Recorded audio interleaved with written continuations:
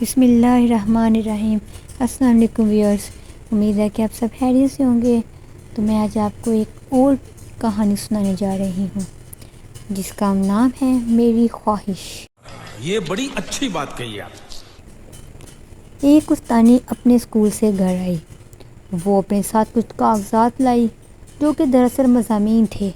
یہ بچوں کا ہوم ورک تھا کہ بچے میری خواہش اس عنوان پر ایک مضمون لکھ کر لائیں۔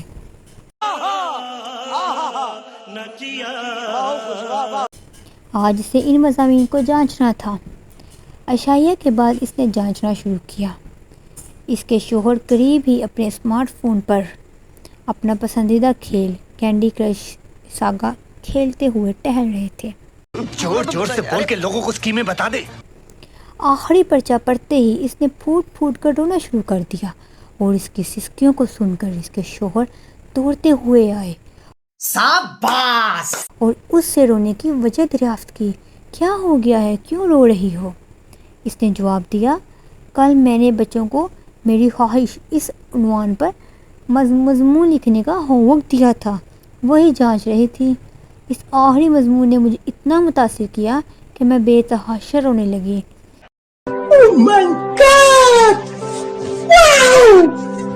اس کا شوہر متجسس ہو گیا۔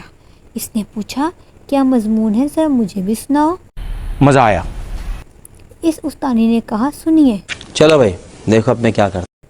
میری خواہش ہے کہ میں ایک اسمارٹ فون بن جاؤں۔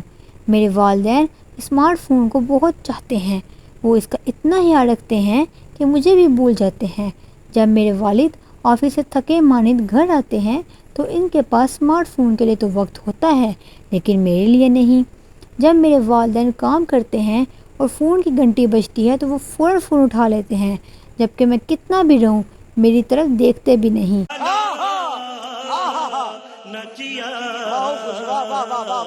وہ اپنے اسمارٹ فون پر کھیل کھیلتے ہیں، میرے ساتھ کوئی بھی نہیں کھیلتا۔ جب وہ فون پر کسی سے بات کرتے ہیں تو میری کوئی بات نہیں سنتے، چاہے میں کتنی ہی یہاں بات کہوں۔ اس لیے میری خواہش ہے کہ میں ایک اسمارٹ فون بنوں۔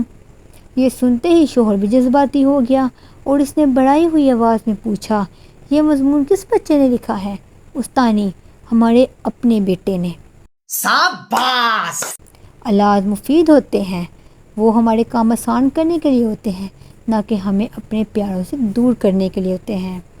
بچے اپنے معاشرے میں جیتے ہیں، اس کی ہر چیز کو دیکھتے، سنتے اور سمجھتے ہیں، اس کے اثرات قبول کرتے ہیں۔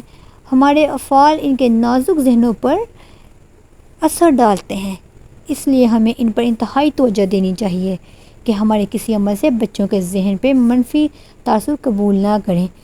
امید ہے کہ آپ نے ہماری اس کہانی سے سبق سیکھا ہوگا۔ تو اپنا بہت سارا خیال رکھیں، ہماری ویڈیو کو لائک کریں، چینل کو سبسکرائب کریں اور بیل آئیکن کا بٹن پریس کریں تاکہ ہماری آنے والی ویڈیوز آپ تک پہنچتی رہیں۔ اپنا بہت سارا خیال رکھیے گا۔ اللہ حافظ۔